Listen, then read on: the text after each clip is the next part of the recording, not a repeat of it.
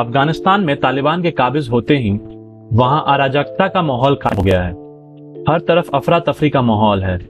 स्थानीय लोग अफगानिस्तान में अब अपना हित नहीं देख पा रहे हैं। उन्हें यह असूचित जान पड़ता है, इसलिए बड़ी संख्या में लोग यहाँ से पलायन कर रहे हैं। वे तुर्कमेनिस्तान, उज्बेकिस्तान, इराक, ताजिकिस्तान और पाकिस्तान सहित दूसरे देशों में घुसने की कोशिश कर रहे हैं। इसका एक प्रमुख कारण अफगानिस्तान में ज्यादातर हेल्थ कैंप का बंद होना है। बड़ी संख्या में डॉक्टर और नर्स अंडरग्राउंड हैं या मुल्क छोड़ चुके हैं। हेरात सूने पड़े अस्पतालों में न डॉक्टर हैं और न ही नर्स। हर किसी की तरह डॉक्टर भी तालिबान से डरते हैं। तालिबान ने 90 के दशक में सत्ता में आने पर डॉक्टर और मेडिकल कर्मचारियों को प्रताड़ित किया था। उसका खौफ आज भी लोगों के जहन में है।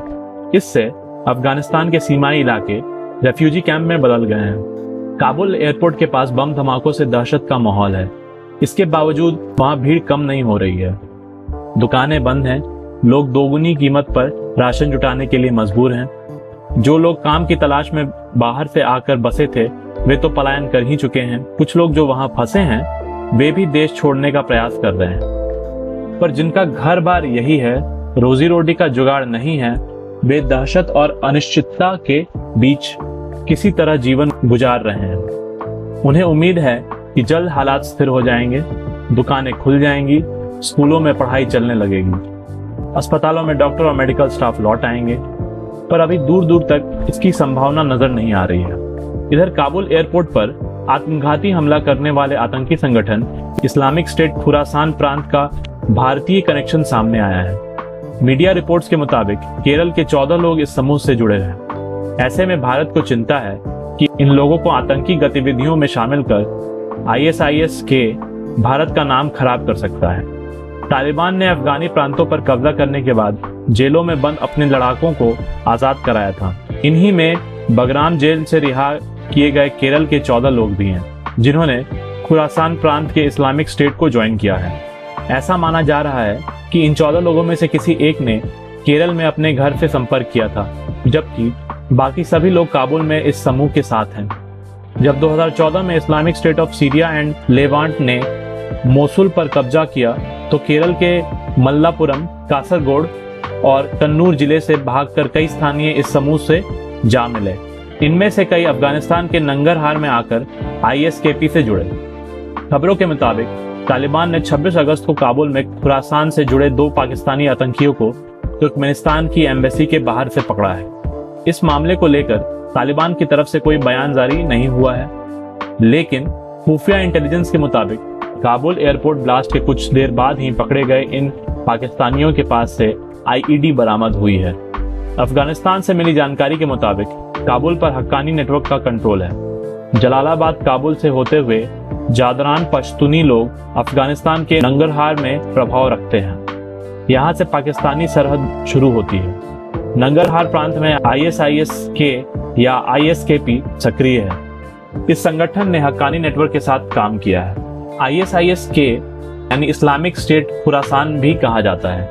यह संगठन तालिबान और अलकायदा से भी कट्टर माना जाता है।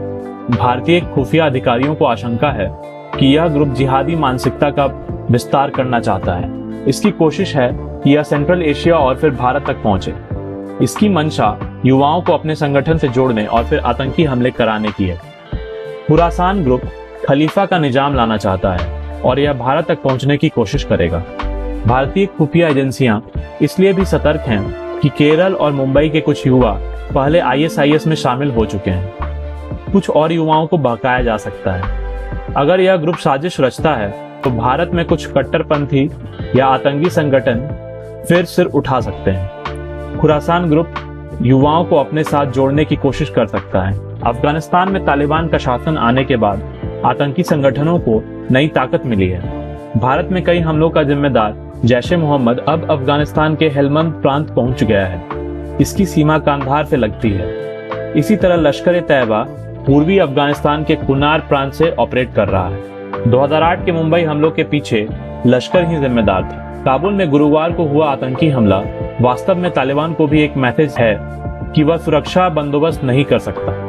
खुरासान ग्रुप तालिबान सरकार में भी अपना शेयर चाहता है। यह संगठन सबसे पहले 2014 में सामने आया बाद में इसकी पहचान एक बेहद वहशी संगठन के तौर पर होने लगी। हक्कानी नेटवर्क और पाकिस्तानी खुफिया एजेंसी ISI से इसके रिश्ते हैं। अमेरिकी अफसर मानते हैं कि इस ग्रुप में पाकिस्तानी और उज़्बेक भी शामिल हैं। खास बात यह है कि इस संगठन और अफगान तालिबान के बीच भी दुश्मनी है। हालांकि ये साफ नहीं है कि इराक और सीरिया में एक्टिव IS से इसके कितने करीबी रिश्ते हैं। अगर आपको ये वीडियो पसंद आया हो तो प्लीज इसे लाइक कर दें और हमारे चैनल को सब्सक्राइब करें। तो मिलते हैं कल कुछ और नई और रोचक खबरों के साथ। तब तक के लिए धन्यवाद।